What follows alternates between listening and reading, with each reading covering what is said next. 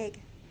يا دوب عدت شهر العسل وقالت له يا حاج انا عايزه اروح بلدي ازور اهلي وازور ناس. كان زمان كانت الواحده لما تتجوز من الارياف لازم تشيل عيلها على ايدها عشان ايه تروح بيه البلد والا تبقى عيبه كبيره. قالت له يا حاج انا عايزه ايه ازور امي واخواتي والكلام ده كله. طبعا هو هنا المسافه البعيده اللي بينه وبينه، وبصراحه لقيها ست كويسه بنت كويسه وبنت اصول وعارفه الدنيا كلها واللي ليها واللي عليها.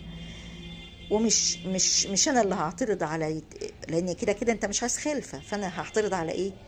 قال لها حاضر، جاب لها عربيه وشحن الواجب اللي عليها. اه، الاصول اصول. وراح يوديها بيت اهلها تشوف اخواتها وامها واللي ليها يعني. وهنا هتعرفوا حاجه ما كانتش على بالكم نهائي. راحت البلد وخدت واجبها واهلها اعطوها واجبها. فبتقول لوالدتها وهي قاعدة معاها عايزة أروح أكشف. قالت لها خير يا بنتي في حاجة؟ قالت لها لا بس عايزة أروح أكشف وأطمن على نفسي وأشوف إذا كنت هخلف ولا ما أخلفش والكلام ده كله. قالت لها تخلفي إيه؟ أنت مش واخدة، الراجل مش عاطينا عهد وإحنا عاطينه عهد إنك أنت ما تجيبيش عيال، وأنت وافقت على كده وأكدت عليكي كذا مرة انك انت مش هتخلف يا بنتي مش هتخلف يا بنتي. قلت لي خلاص يا ماما وانا موافقة واكدت عليكي اكتر من 10 15 مرة. قالت لها ايوه فعلا. قلت لها امال ايه لعب العيال اللي انت هتعمليه ده؟ انت عايزة تضحك علينا الناس؟ قلت لها معلش يا ماما بس يعني انا اكتشفت فعلا. قالت له وبعدين انت يا دوب شهر شهرين، انت اديلك شهرين يعني مش فترة كبيرة. وبعدين نقول ايه للراجل لو انت ربنا رزقك بعيل تعملي؟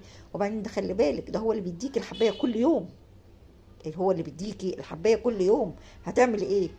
قالت لها فعلا يا ماما هو بيديني الحباية كل يوم بس انا باخدها تحت لساني وبعد كده بتفها مش باخدها. قالت لها يا بنتي ليه كده؟ طب ليه؟ ليه صغرينا؟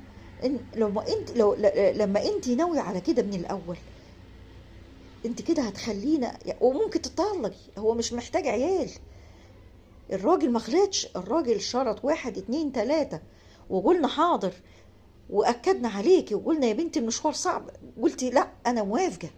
دلوقتي جايه تقول عايزه اخلف؟ المرة طبعا عجلها طار، ولو قالت الكلام ده لابوها ممكن ابوها يقعدها ما يروحهاش، الدنيا تخرب. اتفاق رجاله مش اتفاق عيال. زائد ان هي وافقت وبصمت بالعشرة. طب ايه